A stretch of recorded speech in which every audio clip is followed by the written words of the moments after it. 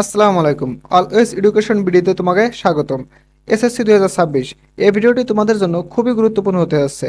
তোমরা অনেকেই ফলাফলের অপেক্ষায় আছো, কিন্তু জানো না যে এসএসসি পাশ করার সাথে সাথেই 6টি উপবৃত্তি বা স্কলারশিপ তোমাদের জন্য অপেক্ষা করছে। এই ভিডিওতে আমি দেখাবো কোন কোন 6টি উপবৃত্তি রয়েছে, কারা আবেদন করতে পারবে, কি আবেদন যোগ্যতা লাগবে, কখন আবেদন শুরু হবে এবং কোথায় আবেদন করবা। তাই ভিডিওটা শুরু থেকে শেষ পর্যন্ত অবশ্যই দেখতে থাকবা। তো চলো প্রথমেই জেনে নিই এসএসসি 2026 শিক্ষার্থীদের জন্য সেই 6টি উপবৃত্তি কি কি। দেখো, প্রথমেই রয়েছে মেধাবৃত্তি ও সাধারণ বৃত্তি। এখন মেধাবৃত্তি এবং সাধারণ বৃত্তিটা তোমরা পাবা 2 বছর, টোটালে 2 বছর পাবা, ঠিক আছে। মেধাবৃত্তি পাবা কারা? এটা তোমার আবেদন করা লাগবে না। মেধাবৃত্তি এবং সাধারণ বৃত্তি দুইটার ক্ষেত্রে তোমার আবেদন করা লাগবে না, ঠিক আছে। তোমার এসএসসি রেজাল্ট দেওয়ার পরে অটোমেটিক এটা চালু হয়ে যাবে।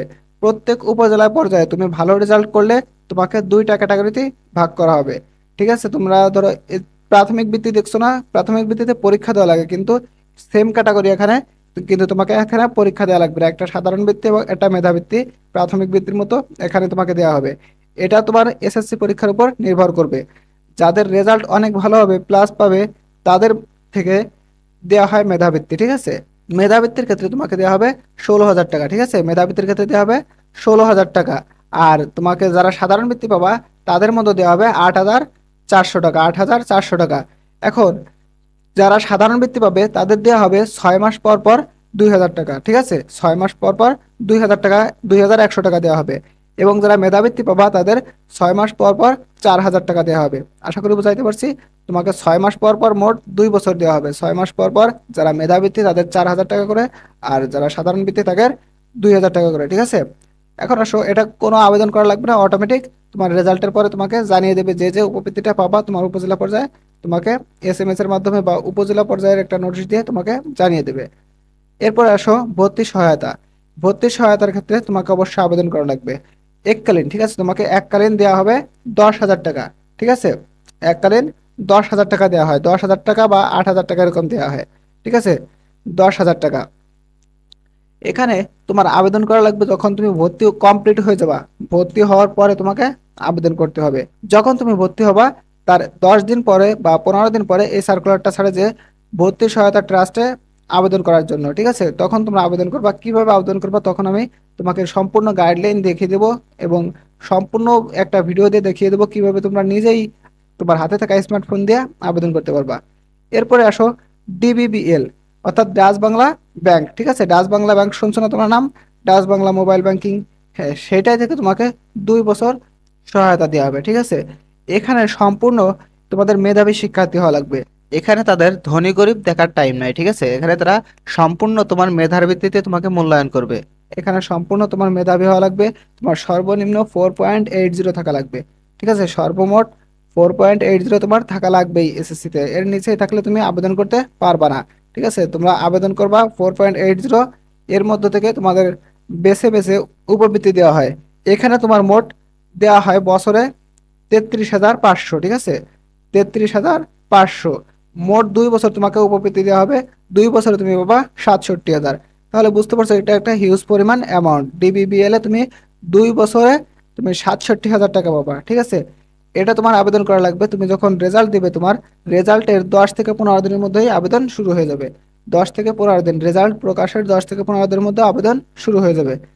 এবং আবেদন করতে অবশ্যই তোমাকে 4.80 থাকাই লাগবে সর্বনিম্ন, এবং তুমি 2 বছরে 67,000 টাকা পাবা। এরপরে আসো চিকিৎসা অনুদান এককালীন। এখানে তোমাকে 10,000 টাকা শুরু করে 50,000 টাকা পর্যন্ত দেওয়া হয়, ঠিক আছে। 10,000 টাকা থেকে শুরু করে 50,000 টাকা দেওয়া হয়। এখন দেখো, কারা 10,000 পাবা, কারা 50,000 পাবা, এটা সম্পূর্ণ নির্ভর করতেছে তোমার কি ধরনের সমস্যা। কারণ এটা তো চিকিৎসার অনুদান, তাই না? চিকিৎসা অনুদানটা সম্পূর্ণ তোমার যে রোগটা হয়েছে, যে রোগে তুমি ভুগছো, সে কারণে দেবে। তাই তোমার রোগের আকার অনুযায়ী তোমাকে সহায়তা দেবে 10,000 থেকে 50,000 টাকা। অবশ্যই তোমাকে কি রোগ হয়েছে প্রেসক্রিপশন সহ তোমাকে আবেদন করতে হবে।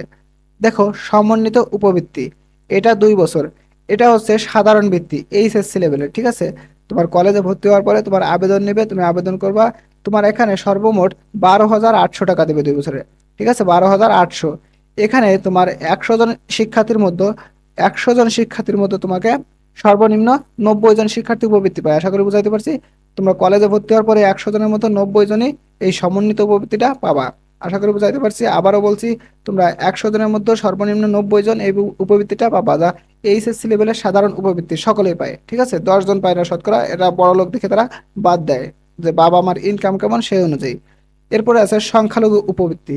এখানে তোমরা অনেকে ভাবো যে হিন্দু, বৌদ্ধ, খ্রিস্টান এরাই শুধু পাবে, তাই না? কিন্তু না, তোমরা মুসলিম ওরাও পাবা। এখন অনেকে বলতে পারো ভাই মুসলিম তো সংখ্যালঘু না, এটা সংখ্যাগরিষ্ঠ। হ্যাঁ, মুসলিমরা সংখ্যালঘুর মধ্যে আছে এই উপবৃত্তির ক্ষেত্রে। কারা? সেক্ষেত্রে তোমাকে অবশ্যই প্রতিবন্ধী অটিস্টিক হতে হবে। ঠিক আছে, যারা প্রতিবন্ধী আছো এরা ওই সংখ্যালঘুর মধ্যে পড়ে। ঠিক আছে, উপবৃত্তির ক্ষেত্রে। তা অবশ্যই যারা প্রতিবন্ধী আছো তোমরা এখানে আবেদন করবে। এখানে আবেদন করতে তোমার অবশ্যই কলেজে ভর্তি হওয়ার পরে আবেদনটা নিবে। ঠিক আছে, তোমার এখানে পাবা তুমি 20,000 টাকা পাবা 2 বছরে এককালীন। বছর তুমি 2 বছর 2বার পাবা। ঠিক আছে, 2 বছরে 2বার, এককালীন 10,000 টাকা। এককালীন 10,000 টাকা, মোট 2 বছরে 10 10 20,000 টাকা। আশা করি বুঝাইতে পারছি। তাহলে তোমার সংখ্যালঘু উপবৃত্তি, সমন্বিত উপবৃত্তি এবং ভর্তি সহায়তা, এই তিনটা তোমার আবেদন করা লাগতেছে তোমার ভর্তি হওয়ার পরে, অর্থাৎ কলেজ লেভেলে ভর্তি হওয়ার পরে। ঠিক আছে, আর চিকিৎসা অনুদানের ক্ষেত্রে তুমি এটা যে কোনো মুহূর্তে বোর্ডে আবেদন করতে পারো। এবং ডিবিবিএল, ডাচ বাংলা ব্যাংকের, এটা তুমি তোমার রেজাল্ট প্রকাশের 10 থেকে 15 দিনের মধ্যে আবেদন শুরু হয়ে যাবে, তখন আবেদন করবা। কিভাবে আবেদন করবা সম্পূর্ণ ভিডিও আমাদের এই চ্যানেলে দেওয়া হবে, তো অবশ্যই চ্যানেলটা সাবস্ক্রাইব করে রাখবা। এবং মেধাবৃত্তি, এটা তোমার কোনো আবেদন করার প্রয়োজন নাই। এটা সরকার থেকে যখন রেজাল্টটা পাবলিশ করবে তারা অটোমেটিক তোমার, তুমি ভালো স্টুডেন্ট হলে, গরিব হলে তোমাকে এই উপবৃত্তিটা দিয়ে দেবে। আশা করি বুঝাইতে পারছি। এরপরও যদি কোথাও বুঝতে অসুবিধা হয় অবশ্যই কমেন্ট করবা, আমি উত্তর দেওয়ার চেষ্টা করব। আশা করি এসএসসি 2026-এর 6টি উপবৃত্তি সম্পর্কে পরিষ্কার ধারণা পেয়েছো। এখন এই ভিডিওটি শেয়ার করে তোমার বন্ধুদের দেখার সুযোগ করে দাও, তারা যেন এই গুরুত্বপূর্ণ তথ্যগুলো জানতে পারে। এমন শিক্ষামূলক এবং ভর্তি সংক্রান্ত সর্বশেষ আপডেট সবার আগে পেতে আমাদের চ্যানেলটি অবশ্যই সাবস্ক্রাইব করে পাশে থাকবা এবং বেল আইকনটি অবশ্যই অন করে রাখবা।